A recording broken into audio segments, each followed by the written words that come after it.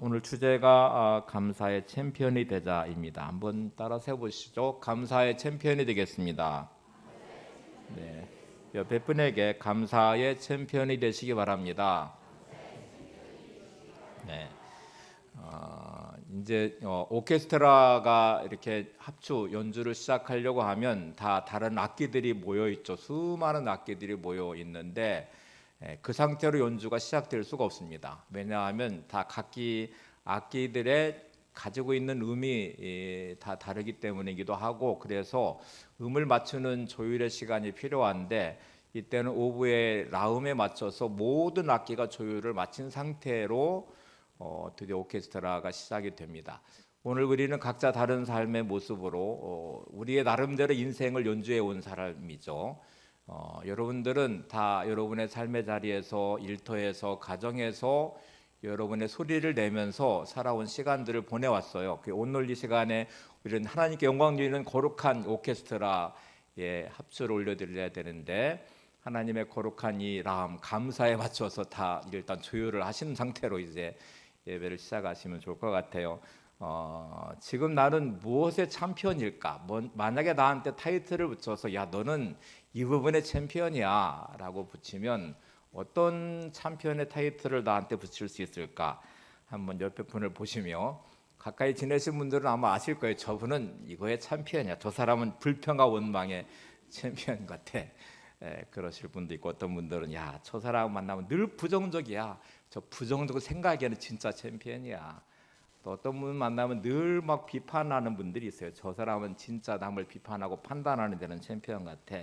어떤 분들은 만나면 또 신세한탄하고 자기 인생을 저주하는 열등감에 묶여 있는, 상처로 묶여 있는 분들도 많아요. 이런 분들은 열등감과 상처의 챔피언이 될 것 같아요. 어떤 분들은 패배의식에 사로잡혀서 늘 꿈없는 인생에 하루하루 늪에 빠진 삶의 시간들을 보내시는 분도 물론 계실 것 같아요. 이분들은 패배주의 챔피언이 될 것 같아요. 자, 이제 우리는 이제 조율을 하셔야 됩니다.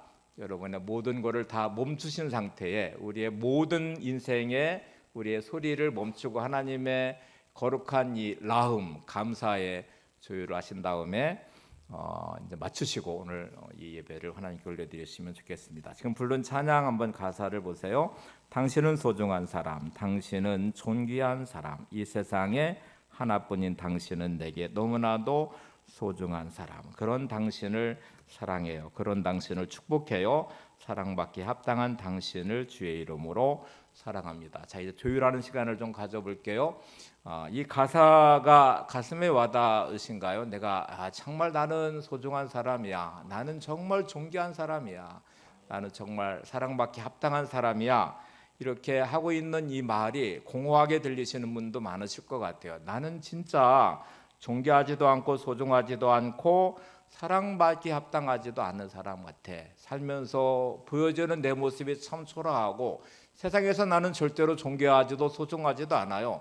늘 비교를 당하고 판단받는 나는, 또 때로는 저주받고 있는 나는.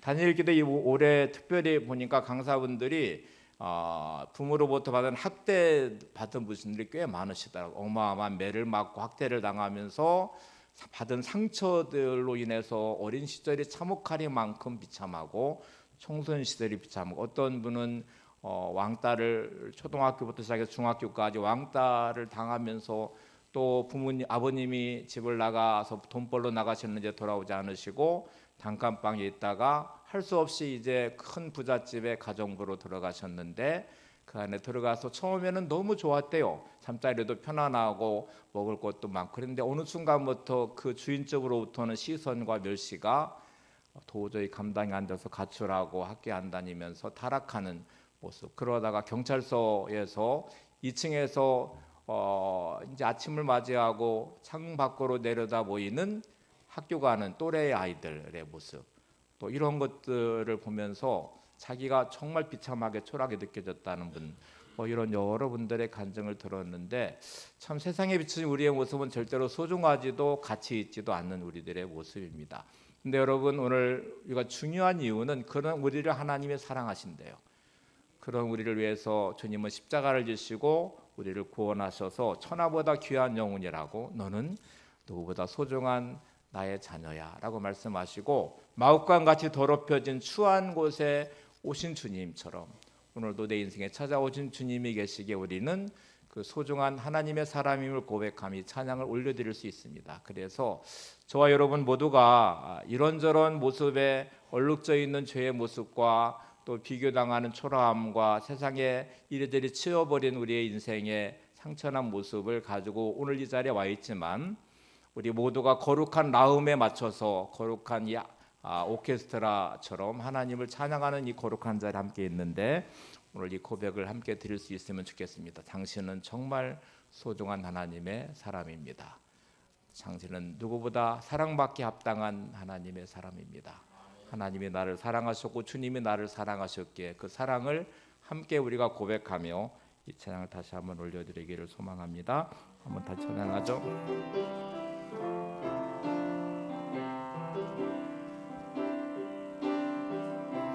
당신은 소중한 사람, 당신은 존귀한 사람, 이 세상에 하나뿐인 당신은 너무나도 소중한 사람. 당신은 소중한 사람, 당신은 소중한 사람, 당신은 존귀한 사람, 이 세상에 하나뿐인 당신은 너무나도 소중한 사람. 그런 당신을 사랑해요. 그런 당신을 축복해요. 사랑받기 위해 합당한 당신을 주의 이름으로 사랑합니다. 그런 당신을 사랑해요. 그런 당신을 축복해요.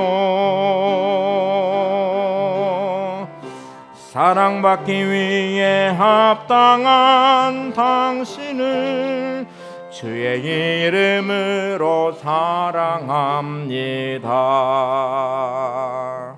아멘. 옆에 분을 보시면서 당신은 소중한 사람입니다. 당신은 존귀한 사람입니다. 네. 당신은 사랑받기에 합당한 사람입니다. 네. 기분 나쁘시지 않죠? 네.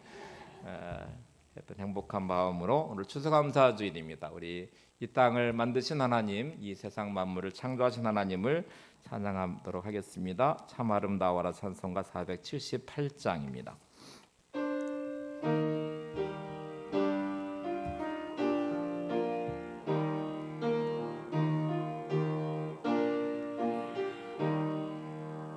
참 아름다워라 주님의 세계는 저 솔로몬의 옷보다 더 고운 백화바 주 찬송하는 저 맑은 새소리 내 아버지의 지으신 그 솜씨 깊도다. 참 아름다워라 참 아름다워라 주님의 세계는 저 아침에와 저녁 널 밤하늘 빛난 별 망망한 바다와 늘 푸른 봉우리 주 하나님 영광을 잘 드러내도다. 참 아름다워라, 참 아름다워라. 주님의 세계는 저 산에 부는 바람과 잔잔한 시냇물, 그 소리 가운데 음성 들리니 주 하나님의 큰 뜻을 나할 듯. 3절만 다시 부르죠. 참 아름다워라, 참 아름다워라.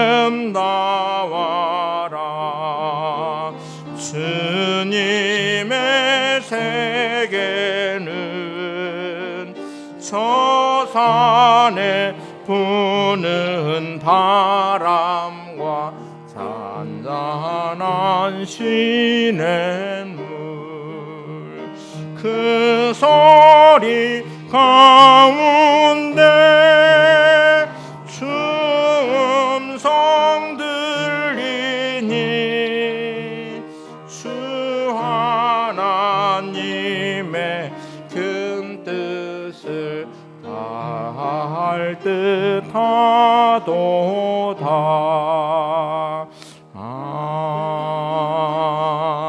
아멘. 내 안에 세상의 소리가 가득하면 절대로 하나님의 말씀이 들리지 않죠.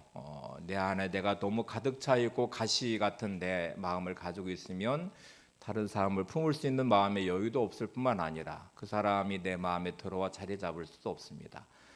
우리가 창조하신 세상의 아름다움을 나는 느끼며 오늘도 고백하며 감사하는 삶을 사는지를 생각해 보시면 늘 인생이 힘들고 지치고 또 자기 인생을 사랑할 수 없고 또 주어진 삶에 여러 가지고 짓눌려 있는 삶은 세상의 아름다움을 볼 수 있는 눈이 일단 사라져 버렸어요. 그러니 감사할 수 없고 또 감사의 고백을 드릴 수도 없죠. 다니엘 기도회 중에 제가 감동적으로 들었던 것 중에 하나가 아버지로부터 어마어마한 학대를 받은 한 아이가 어마어마한 절망과 또 탄식과 괴로움 가운데 인생을 저주하고 그 처음같이 지륵 같은 밤에 은행나무를 늘 친구 삼아서 대화를 했대요. 친구도 없고 부모로부터도 사랑받지 못한 이 아이가 그래서 목매달아 자살하려고 은행나무에 갔고 수없이 연습했던 매듭을 지어서 어떻게 목매달아 자살할 것인지를 예행 연습하듯이 매듭 짓는 것을 수없이 했는데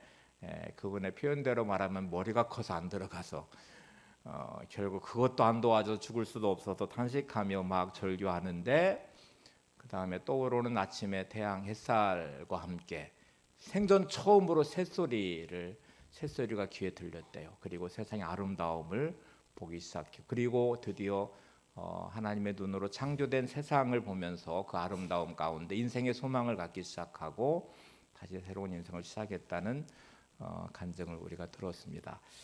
여러분 내 삶에 오늘도 창조하신 세상의 아름다움이 여러분의 눈에 들어왔으면 좋겠습니다. 그래서 이렇게 지저귀는 새소리도 하나님을 찬양하는 소리로 또 펄럭이는 바람에 나부끼는 나무 이파리를 보면서 춤추며 하나님을 찬양하는 모습으로 호흡하는 공기를 통해 숨 쉴 수 있음에 대한 감사함으로 감사는 회복이라는 것은 마치 아까 말한 대로 오보에 라움의 오케스트라의 모든 악기들이 조율하듯이 내가 감사로 맞춰 조율하는 이 조율의 시간은 작은 것부터 시작하시면 돼요. 오늘 내가 살아있음에 대해 감사하고 숨 쉴 수 있음에 감사하고 이 작은 것에 대한 감사를 시작하면 하나님은 놀랍게 그 감사에 더 큰 감사의 선물을 준비하시고 더 큰 감사가 반드시 뒤따라오게 돼 있습니다. 불평을 앞서기 시작하면 내 인생에 불평할 것들이 얼마나 많은지 끝없는 불평이 내 안에 찾아오게 되고요. 또 감사가 시작되면 감사를 따라서 정말 인생에 풍성한 감사의 재료가 있음을 깨닫고 감사를 시작할 수 있습니다. 대개 사람들은 당연하다고 여기는 그 당연함이 절대로 당연한 게 아니라는 것을 우리는 알아요.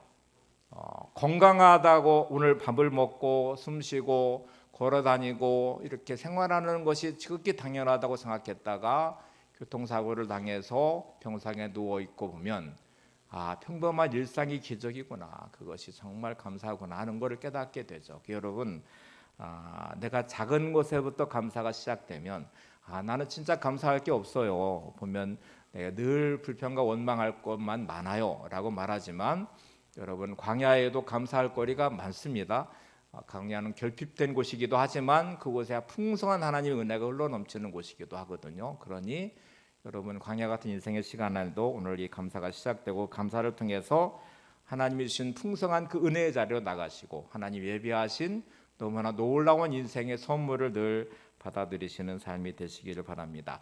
그 어떤 것도 큰 것부터 시작되지 않았어요. 정원에 있는 것도 꽃 한 포기부터 시작됐고요. 높은 빌딩도 벽돌 한 장부터 시작된 것이고, 어마어마한 항공모함과 또 배들도 작은 부속 하나로부터 시작된 것이죠. 이게 이 작은 것 하나가 내 인생에 쌓여져 가면 거룩한 감사의 집을 짓게 될 것이고, 하나님 영광 받으시는 삶으로 세워가게 될 것입니다.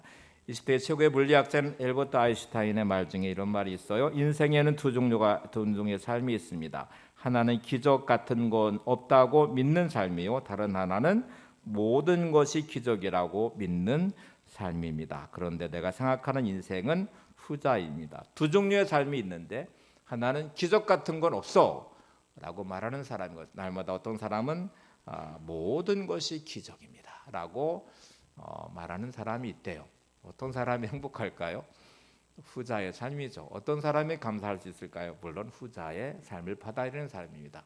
옆에 분 보시면서 훈련하시기 바랍니다. 날마다 삶이 기적입니다. 네. 마이클 프로스터의 말도 인용해 보겠습니다. 현대인은 일상 속에서 전율하는 법을 모릅니다. 진정으로 중요한 것은 기적 자체가 아니라 기적을 보는 우리의 눈입니다. 일상의 속에 전율하는 법을 모른대요. 대개 아이들은 작은 것 하나도 까르르 웃기도 하고요, 또 행복해요. 작은 것 하나도 좋아하고 그래요. 근데 나이가 들어가면서 무덤덤해지고 감동이 사라지기 시작해요. 제가 예전에도 말씀드렸는데, 나이 든 남자가 도둑 심보죠. 나이 어린 여자를 좋아한대요. 젊어서가 아니고 작은 선물에도 나이 어린 여자는 감동할 줄 아는데, 나이가 들면 이제 계산을 막 하기 시작해요. 그러니 감동을 할 줄 몰라요. 결혼하고 피부가 된 여러분들, 가정을 이루신 많은 분들이 계신데, 아내에 대해서, 남편에 대해서 감동할 줄 모르고 늘 불평만 많고 탓을 하고 있으면 부부 생활이 절대로 행복할 수 없습니다. 지난번도 말씀드렸는데, 제가 이렇게 저한테 며느리가 물어봐서 지금도 나는 신혼이야 하고 말했는데, 신혼이 아니고 제가 그런 마음으로 아내를 대하려고 하기 때문에 그래요. 그냥 제가 저한테 그냥 체면을 거는 거예요. 그래서 아내를 보면 늘 감동하고 싶고, 또 늘 가장 내게는 사랑스러운 아내이기를 소망하고, 또 제 아내가 저를 그런 눈으로 바라볼 때 저는 자부심도 있고 또 행복하니까 이렇게 훈련해 가는 거죠. 근데 여러분, 날마다 하나님이신 세상을 보고 감동하셔야 되고요.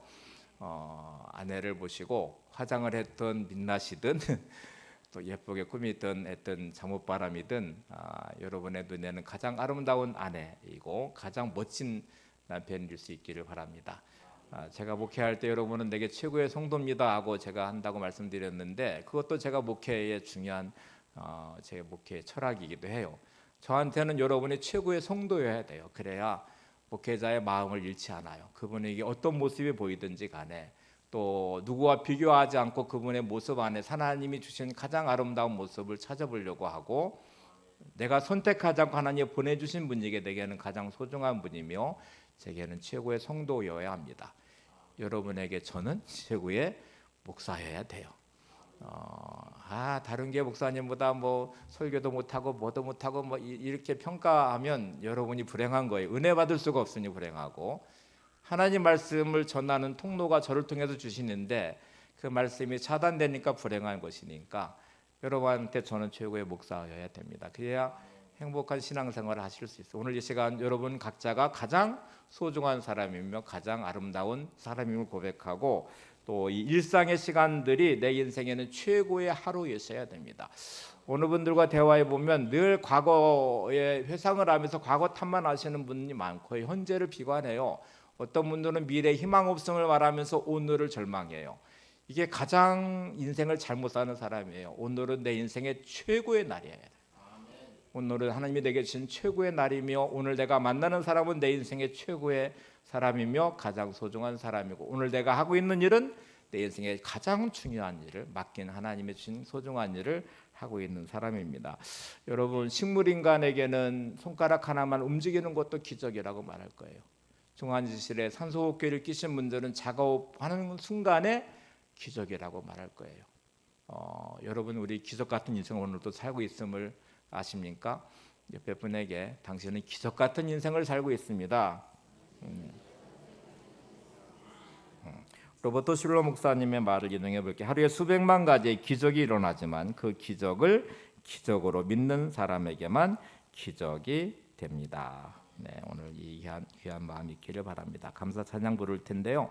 가사를 한번 보세요. 오늘 숨을 쉬는 것 감사, 나를 구원하신 것 감사, 내 뜻대로 되지 않아도 주가 인도하신 모든 것 감사, 내게 주신 모든 것 감사, 때론 가져가심도 감사, 내게 고난 주셔도 주 뜻 알게 하신 것 모든 것 감사. 자, 여러분 이런 감사를 드리면 불평할 게 뭐가 있겠어요? 고난 당해도 감사하고 실패해도 감사하고 내 뜻대로 안 돼도 감사하고 그냥 숨 쉬는 것 자체가 감사하다고 찬양하니까 오늘 이 찬양 여러분의 고백이 되시기를 바랍니다.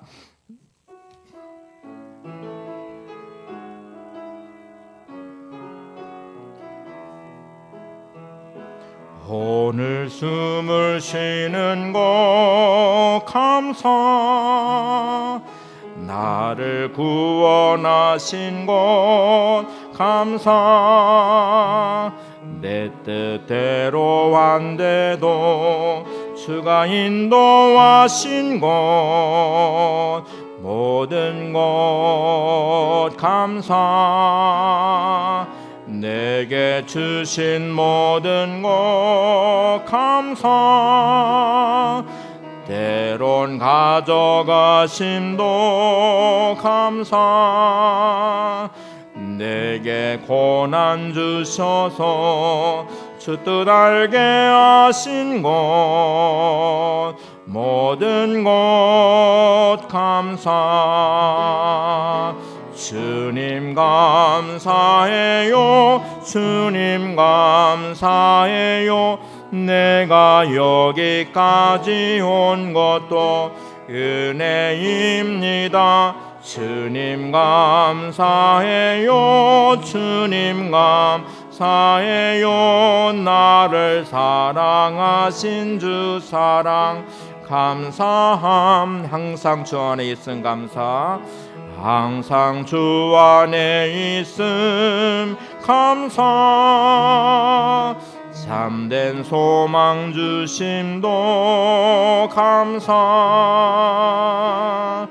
나 같은 사람도 자녀 삼아 주신 것 모든 것 감사, 주님 감사해요, 주님 감사해요, 내가 여기까지 온 것도 은혜입니다. 주님 감사해요, 주님 감사해요, 나를 사랑하신 주 사랑 감사합니다.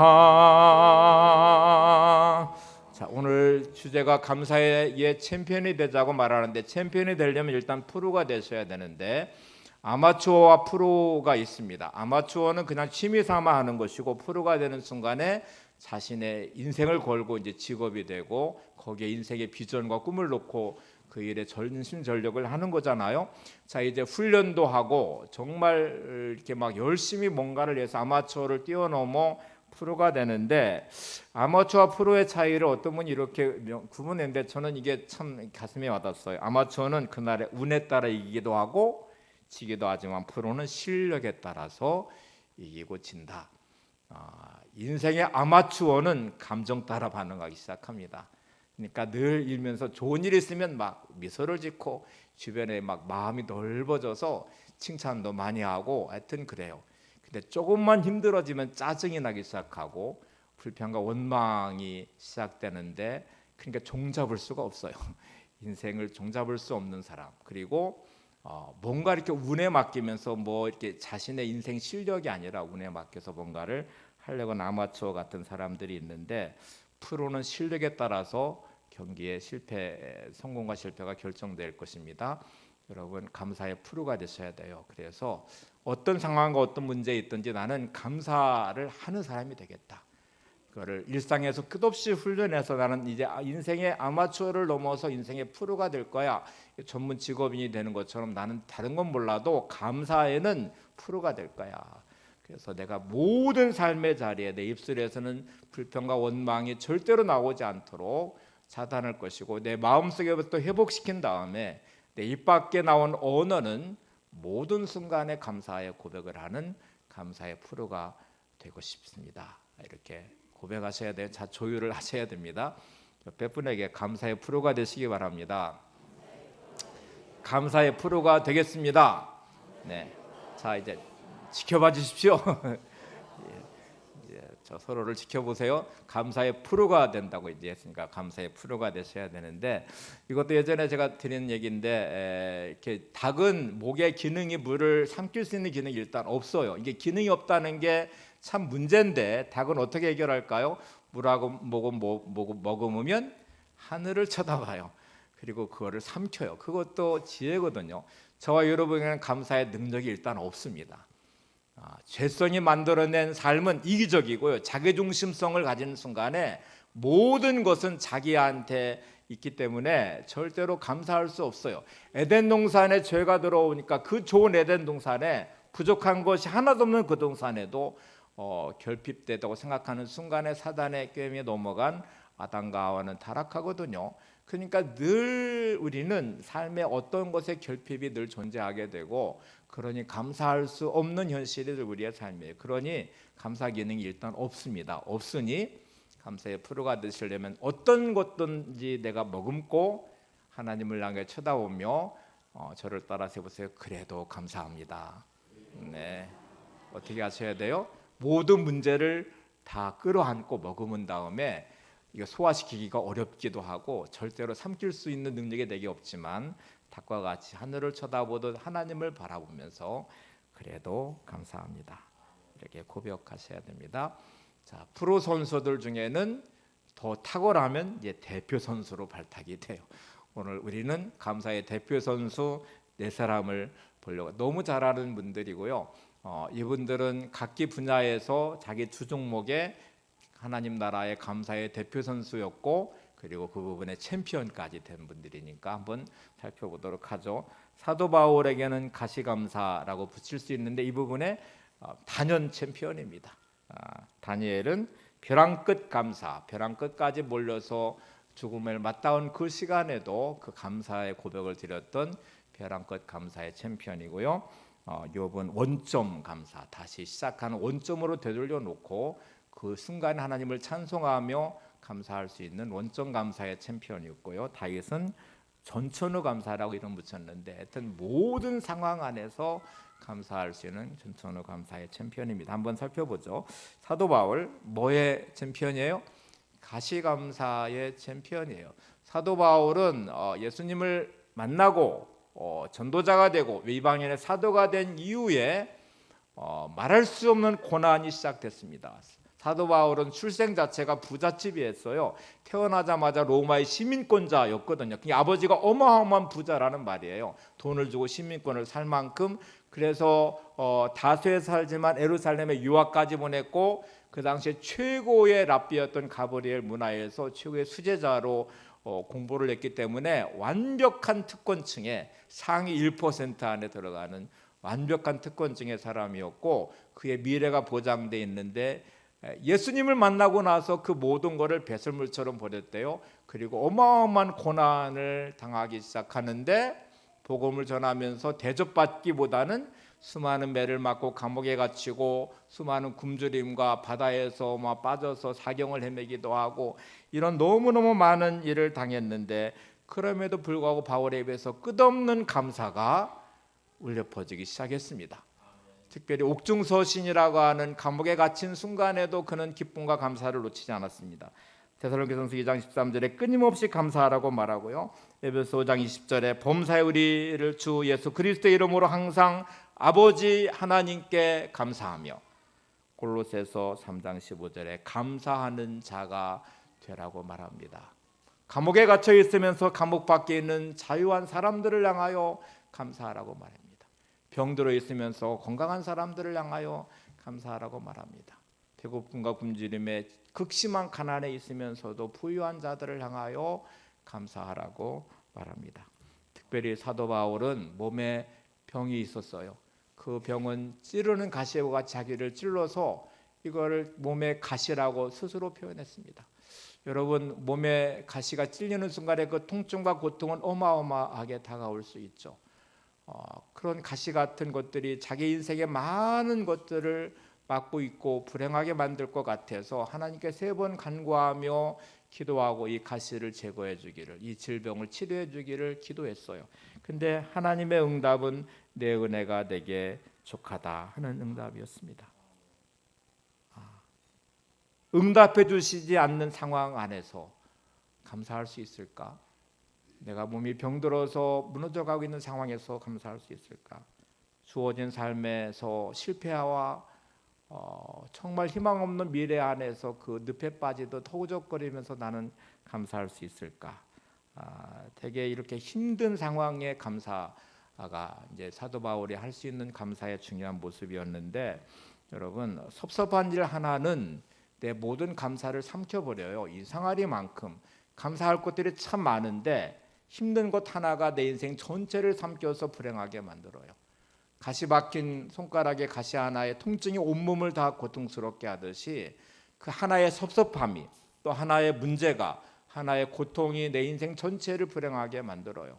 그래서 장미꽃을 보면서 감사할 수는 있지만 그 장미꽃의 가시에 찔리면서 감사하기란 쉽지가 않거든요. 그런데 사도 바울은 이 상황의 가시를 제거해 주지 않고 하나님이 내 은혜가 내게 족하다라고 말하는 순간에 이렇게 바울은 고백합니다. 고린도후서 12장 10절을 보세요. 그러므로 내가 그리스도를 위하여 약한 것들과 능욕과 궁핍과 박해와 곤고를 기뻐하노니 이는 내가 약한 그때에 강함이라. 자, 지금 뭐를 기뻐한다고 말하냐면 약한 것들, 능욕, 궁핍, 박해, 곤고를 기뻐한다. 미친 거 아니야? 이렇게 말할 것 같지만 뒤에 있는 내용 때문에 그래요. 내가 약한 그때의 강함이라. 내 약함 속에 거하시는 주님의 강함, 가시같이 찔리는데 고통 가운데 하시는 주님의 위로하심, 그리고 나를 사랑하신 주님의 은혜 안에서 오늘도 내 자신이 겸비함으로 주 앞에 나가며 교만하지 않는 귀한 사역의 자리, 그 모든 것을 통하여 사도 바울은 이렇게 해결했어요. 약한 것들, 능욕, 궁핍과 박해와 곤고를 내가 기뻐한다.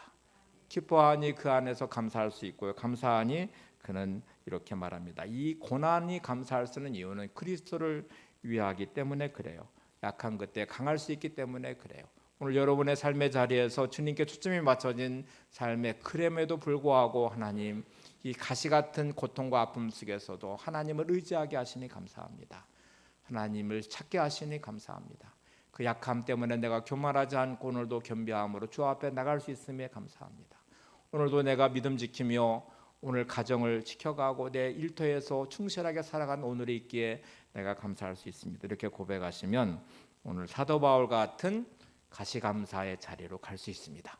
여러분, 아마추어가 되지 마시고 프로가 되시고 이왕이면 하나님 나라의 대표 선수가 되셔서 만나는 모든 사람들 속에 나는 하나님 나라의 대표 선수야. 그래서 나는 이런 상황에도 가시가 찌르는 내 삶에도 나는 오늘도 감사할 수 있어 라고 말하고 여러분 모두가 하나님 나라의 챔피언이 되시기를 바랍니다. 두 번째, 다니엘은 벼랑 끝 감사이고 그 부분의 챔피언이죠. 단연 챔피언이에요. 여러분, 다니엘의 인생은 참 불행하게 10대 나이에 왕족이거든요. 그러니까 출신 자체가 고귀한 신분의 왕족으로 태어나서 아마 꽤 똑똑한 미래가 장래가 촉망되었는데 갑자기 남왕국 유다가 멸망을 하면서 포로로 끌려갔어요. 천만다행으로 그냥 포로로 끌려가서 노예가 되고 뭐 밑바닥에 있는 게 아니라 왕궁에 그것도 이제 택함 받아서 참 이제 드디어 왕궁에서 잘하면 출세도 가능하겠다 그랬는데 다니엘은 뜻을 정하면서 하나님 앞에 자기 인생을 세우기 시작합니다. 세상과 타협하지 않고 믿음을 지키기로 결단하고 그리고 주어진 삶에 하나님의 뜻을 이루기를 소망하면서 목숨을 내건 결단으로부터 그의 인생을 시작해요.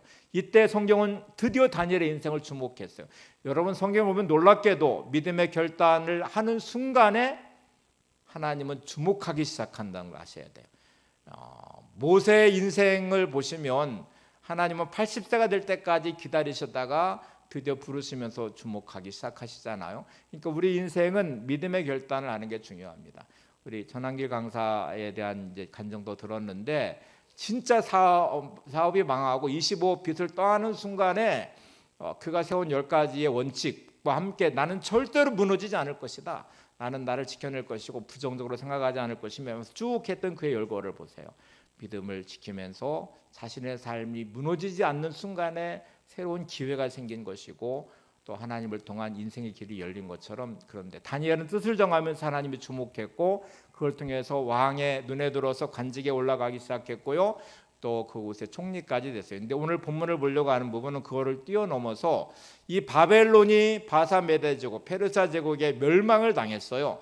자, 바벨론의 총리였던 다니엘은 적국의 총리니까 분명히 죽어야만 되는 사람인데 다리오 왕은 세계를 다 정복한 다음에 120개 도를 나누어서 각 도에 이제 맡을 수장들을 다 세운 다음에 이 120개의 도를 관리할 3명의 총리를 세웠는데 그 중에 한 사람으로 멸망시킨 다니엘의 총리였던 다니엘을 등용해서 바사메대 제국의 페르시아 제국의 총리를 삼아요. 그것도 3명의 총리 중에 선임 총리로 삼았어요.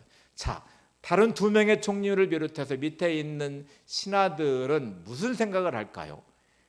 포로였던 다니엘 그리고 멸망시킨 다니엘의 관직에 있었던 다니엘이 왜 정복한 순수한 우리 페르시아인도 아닌 다니엘이 왜 총리가 돼야 돼? 그리고 왜 우리의 우두머리야? 이런 생각을 하지 않겠어요? 그러니까 이제 그의 흠을 찾아서 그를 무너뜨리게 수단 방법 가리지 않고 샅샅이 조사를 했어요.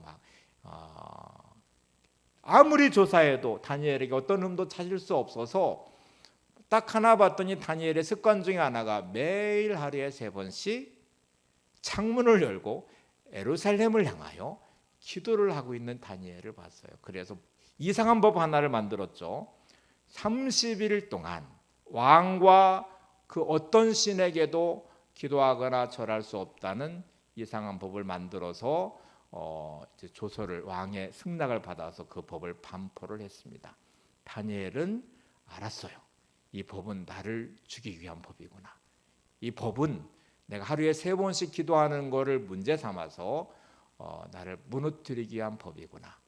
그렇게 생각을 했는데 자, 유혹을 한번 생각해 볼까요? 어떤 유혹이 있을 수 있을까요? 30일이란 한정된 기간만 유효한 법이니까 자, 그러면 내가 30일 동안 기도하지 말아야지 30일 동안 기도하지 않으면 돼. 이 법은 그러면 지나가고 그러면 괜찮아. 하나님 내가 30일 동안만 기도하지 않을게요. 그럴 수 있잖아요. 또 이렇게도 할 수 있어요. 몰래 하면 되지 창문을 닫고 그냥 안 보는 혼자 있을 때 기도하지. 그럴 수도 있어요. 근데 다니엘은 여기에 타협하지 않고요.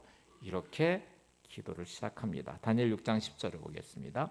시작. 다니엘이 조세 왕의 도장이 찍힌 것을 알고도 자기 집에 돌아가서 윗방에 올라가 예루살렘을 향한 창문을 열고 전에 하던 대로 하루 3번씩 무릎을 꿇고 기도하며 그의 하나님께 뭐 했어요? 감사하였더라. 자기를 죽이기 위한 법이라는 것도 알고 있고요. 이 법을 만들어서 자기를 죽이는 이 벼랑 끝에 내몰린 상태에 놓여 있는데 타협도 하지 않았고 유보도 하지 않았고, 그리고 이렇게 말합니다. 전에 행한 대로 이 조서에 찍힌 도장에 찍힌 것을 알고도 예루살렘에 올라가 창문을 열고 전에 하던 대로 그대로 하나님께 기도했는데, 이거는 목숨을 건 벼랑 끝 감사를 드린 거예요. 이 법은 사자굴에 던져져야 되는 법이거든요. 이게 발견이 되면 실제로 다니엘은 붙잡혔고 그리고 사자굴에 던져졌습니다. 근데 그거를 알고도 뭐를 했어요? 그대로 기도했고, 그리고 그 끝에 이렇게 말해 하나님께 감사하였더라. 여러분, 벼랑 끝에 서 있는 죽음에 맞닿은 순간에도 감사하는 다니엘, 이 벼랑 끝 감사의 챔피언이죠. 사자굴에 던져질 줄 알면서도 감사하는 다니엘. 우리가 신앙의 타협을 하자고 오늘도 믿음을 지켜내는 그 자리에서 수많은 공격을 당하고 어려움을 만나고 실패하고 진짜 고통스러운 그 순간에 그 자리에서도 나의 눈을 들어 여전히 주님을 향하여 기도할 수 있는 사람, 그리고 우리의 마지막 끝은 그래도 하나님 감사합니다 하고 말할 수 있는 사람, 그것이 다니엘이었습니다. 오늘 이 다니엘의 벼랑 끝 감사가 여러분의 감사가 될 수 있기를 바랍니다. 여기에 마치 한번 조율을 해보시고, 하나님 그래도 감사합니다. 하나님이 거하시는 두 곳이 있다고 그래요. 천국에는 말할 것도 없이 하나님의 임재하심과 통치하고 다스리심이 있는 곳인데, 이 세상 속에서는 하나님이 거하시는 딱 한 곳이 있는데, 감사하는 그곳에 하나님이 거하신대요. 감사하는 마음에 하나님은 거하신대요. 불평과 원망과 미움과 분노는 사단을 끌어들이는 너무나 무서운 통로를 여는 것입니다.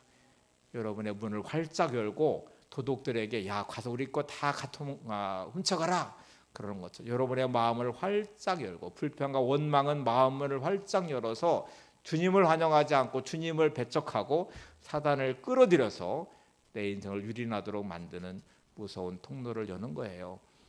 감사의 고백을 하는 순간에 사단의 문은 차단하고 주님을 향하여 문을 열고 주님을 초청하는 것이고, 주님이 내 안에 거하시는 내 마음을 다스리는 곳이 될 것입니다.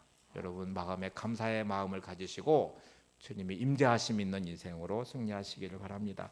세 번째, 욥의 감사를 볼까요? 원점 감사라고 붙였는데, 이 부분의 챔피언, 단연 챔피언이죠.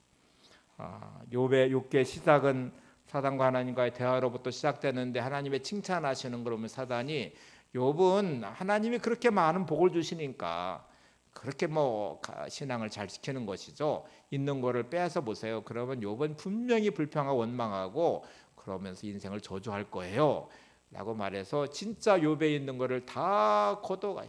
욥과 상관없이 벌어진 일이에요. 우리 인생은 나와 상관없이 벌어진 수많은 현실에 직면하게 되고, 그 당혹스러움이 인생을 진짜 비참하게 만들거든요. 근데 욥은 하루아침에 한순간에 자기가 전혀 모르는 곳에서 하나님과 사단의 대화를 통해서 이루어진 일들이, 10명의 자식이 죽어버리고 있는 모든 재산을 도둑맞고 불태워지고 하여튼 노략당하고 그러면서 그냥 빈털터리가 되고, 그러다가 자기 몸이 병들어서 막 긁어서 피를 내야 할 만큼 그렇게 몸이 병들어 있고, 부인은 저주하고 차라리 죽으라고 하여튼 온갖 막 저주를 쏟아붓고 있고, 3명의 친구들은 와서 처음에는 위로한 듯 보이더니 막 욥을 판단하면서 몰아붙이기 시작하고, 참 어느 것도 하나 기댈 곳 없고 침묵하시는 하나님 앞에 정말 힘들고 어려운 순간인데, 욥은 자기 인생을 다시 원점으로 돌려놓습니다. 이게 이제 중요한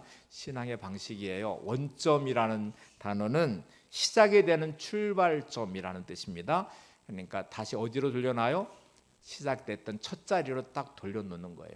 원점 조정과 조율을 여러분 하시면, 그러면 욥의 이 고백이 가능합니다. 자, 이제 욥기 1장 20절에 22절을 보겠습니다. 시작. 욥이 일어나 겉옷을 찢고 머리털을 밀고 땅에 엎드려 예배하며 이르되, 내가 모태에서 알몸으로 나와 싸운즉 또한 알몸이 그리로 돌아가올지라. 주시니도 여호와시요 거두시니도 여호와시오니 여호와 이름이 찬송을 받으실지니이다 하고, 이 모든 일에 욥이 범죄하지 아니하고 하나님을 향하여 원망하지 아니하니라. 자, 여러분 겉옷을 찢고 땅에 엎드려서 하나님을 향하여 예배를 하고 있는 욥을 보세요. 어떻게 가능할까라고 생각하는데 이제 욥은 원점으로 자기 인생을 되돌려 놓기 시작합니다. 이렇게 고백합니다. 내가 모태에서 알몸으로 나와 싸운즉 또한 알몸으로 돌아갈지어다. 우리가 태어날 때 금수저 물고 태어나셨어요? 그렇지 않잖아요. 우리가 알몸으로 태어났어요. 죽을 때 여러분 수위에는 호주머니가 없듯이 죽을 때도 그냥 알몸으로 죽어요. 그게 우리 인생이에요. 그러니 이렇게 말합니다. 주신 이도 여호와시요 거두신 이도 여호와시니까 여호와 이름이 찬송을 받으시지어다. 그리고 이제 원망하지 않았대요. 오늘 이 훈련을 좀 하시면 좋겠어요. 여러분 진짜 힘들고 어려울 때 내 인생을 다시 원점으로 돌려놔보세요. 조율을 하는 거죠. 그러면 그 자리는 내가 시작할 때 진짜 빈몸이었잖아. 나 아무것도 없었잖아. 태어날 때 내가 알몸으로 태어났잖아. 그런데 오늘 그래도 누리고 있는 것들이 있고 가족이 있고 이렇게 뭔가 우리가 하나님을 찾을 수 있는 통로를 열어놓고 원점에 나를 세워놓고 감사를 시작하시면 이 원점 감사가 될 수 있습니다. 자, 이제 어제 우리가 간증 들었던 탤런트 한 분의 간증은 그 아이의 희귀병, 온 세상에 15명이 있대요. 우리나라는 딱 한 명 있는데 그게 그분의 아들이에요. 이게 얼마나 그래요. 근데 그 안에서도 감사를 찾고 하나님을 찬양하고 점점점 몸이 굳어져서 이제 죽어가고 있는 아이가 그냥 입 모양 제대로 되지 않고 발음 제대로 되지 않는데 그 힘든 중에 부르는 찬양 우리가 어제 봤죠. 그 찬양의 고백을 드리는 그 안에서 드릴 수 있는 찬양, 감사. 이게 원점 감사의 중요한 모습이 아닐까요? 어린 자녀가 죽어가고 있는 모습을 지켜보는 부모의 마음속에 감사를 드릴 수 있을까?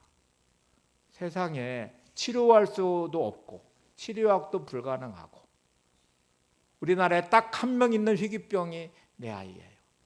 근데 그 안에서 내가 믿음 지키며 감사할 수 있을까?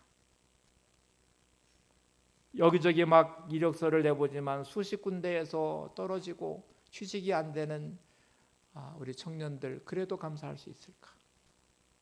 인생이 정말 망가져버리듯 몸이 병들어서 추구하고 있는 상황에서 그래도 감사할 수 있을까? 모든 것이 망해서 파탄나버린 인생 가운데 그래도 감사할 수 있을까?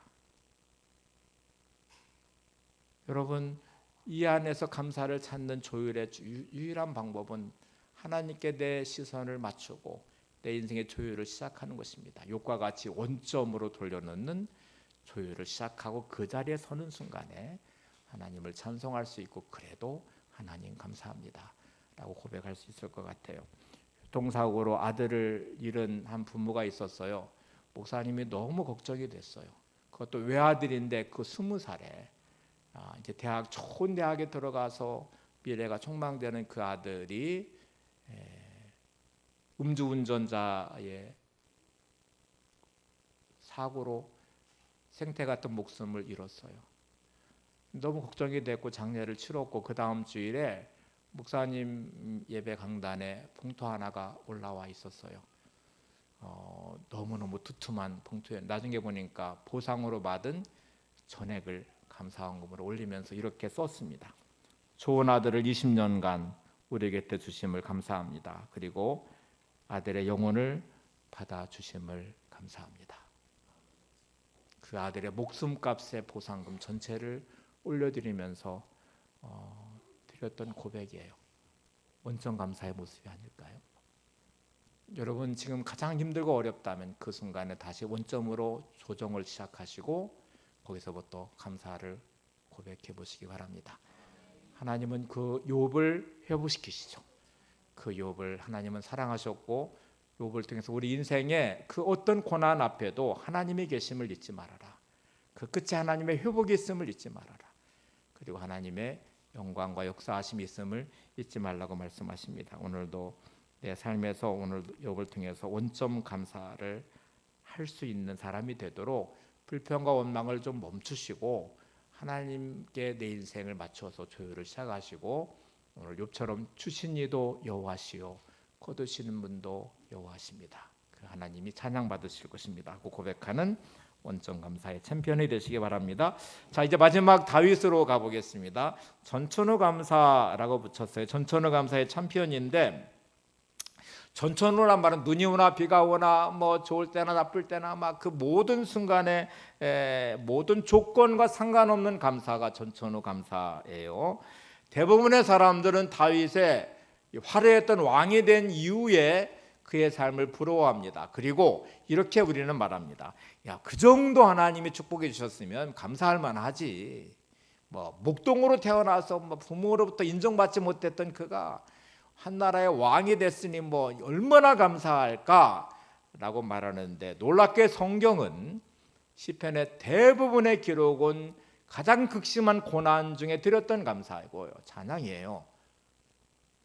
다윗의 진정한 찬송과 감사는 벼랑 끝에 몰리는 마치 다니엘, 그리고 모든 억울함이 총 몰려든 그 억울함의 광야의 시간, 그리고 끝이 보이지 않는 현실 앞에 참담함, 그런 자리에 다윗이 뭔 잘못을 해서가 아니었어요.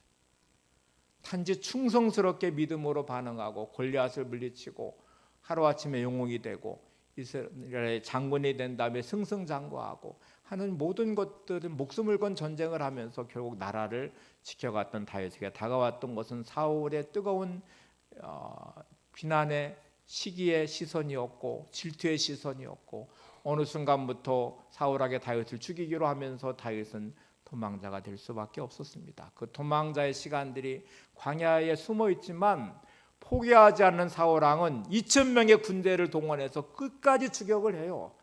다윗을 죽이겠다고 끝까지 추격을 해요. 2번이나 사울왕의 목숨을 거둘 수 있는 기회가 있음에도 하나님 바라보면서 사울왕의 생명을 살려줬는데, 그럼에도 불구하고 그때 끝까지 추격해요. 나중에는 더 이상 도망갈 곳이 없어서 적국인 블레셋 아기스 왕에게 도망갔어요.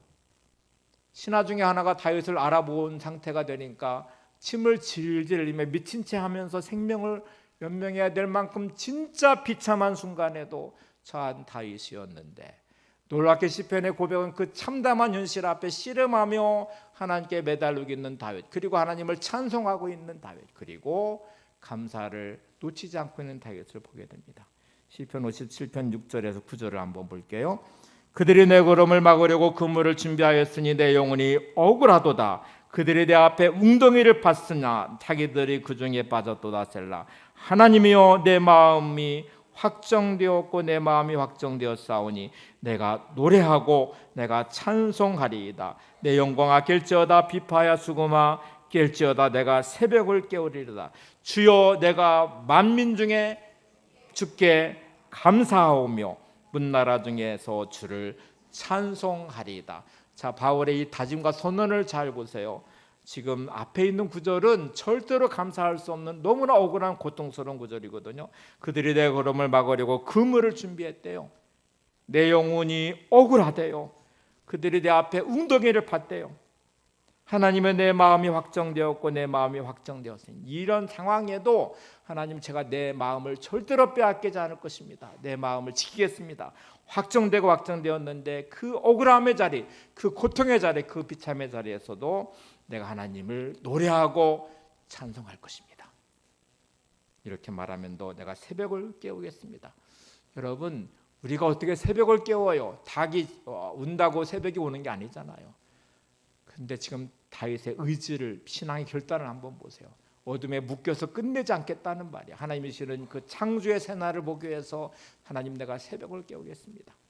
약복강의 야곱이 씨름하듯이 놓지 않는 그 처절한 기도가 분이엘의 아침을 맞이하듯이 하나님이 주시는 광명한 새날을 보기 원하며 그 빛 대신 주님 안에서 새로운 삶을 소망하면서 그는 이렇게 결심합니다. 내가 만민 중에 주께 감사하오며 문나라 중에 주를 찬송하리이다. 오늘 여러분, 이 결단과 다짐이 여러분의 삶의 자리에서 몸부림치듯 하셔야 돼요. 하나님, 그럼에도 불구하고 제가 제 마음을 지킬 것입니다. 하나님, 그럼에도 불구하고 제가 주님을 찬양할 것입니다. 주님께 감사할 것입니다. 여러분, 진짜 우리 인생이 결핍이 문제가 아니고요, 메마른 데 심령이 문제예요. 감사가 사라진 데 마음이 문제예요. 아마추어 인생으로 끝내지 마시고 여러분 인생의 감사의 프로가 되시고 대표 선수가 되시고 챔피언이 되기를 소망하시면서 오늘도 믿음의 삶을 살아가시는 여러분들이 되시기 바랍니다. 자, 이제 결론. 사도 바울 뭐의 챔피언이에요? 가시감사의 챔피언. 다니엘 벼랑끝 감사의 챔피언이었습니다. 또 욥은 원점 감사의 챔피언이었습니다. 다윗 전천후 감사의 챔피언이었습니다. 자, 이제 조율을 시작하셔야 됩니다. 옆에 분 보시고 한번 네 가지로 축복해 보시기 바랍니다. 자, 그럼 어디에서도 못할 감사 못할 자리는 없습니다. 옆에 분 보시면서 시작. 사도와 같이 가시감사의 챔피언이 되시기 바랍니다. 시작. 다니엘 같이 벼랑끝 감사의 챔피언이 되시기 바랍니다. 욥과 같이 원점 감사의 챔피언이 되시기 바랍니다. 다윗과 같이 전천후 감사의 챔피언이 되시기 바랍니다. 우리 나눔의 교회 모든 성도들은 다 이제 감사의 프로가 되실 거라고 믿어요. 그리고 다 챔피언이 되시기를 바랍니다. 마지막 찬양 함께 올려드릴까요? 행복 찬양입니다. 화려하지 않아도 정결하게 사는 삶, 가진 것이 없어도 감사하며 사는 삶, 내게 주신 작은 힘 나눠주며 사는 삶, 이것이 나의 행복이라고. 2절 보세요. 눈물 날 일 많지만 기도할 수 있는 것, 억울한 일 많으나 주를 위해 참는 것, 비록 짧은 작은 삶 주 뜻대로 사는 것, 이것이 나의 삶의 행복이라고. 후렴, 이것이 행복이라고. 세상은 알 수 없는 하나님 선물, 이것이 행복이라고. 하나님의 자녀로 살아가는 것, 이것이 행복이라고. 마치 찬양 올려드리죠.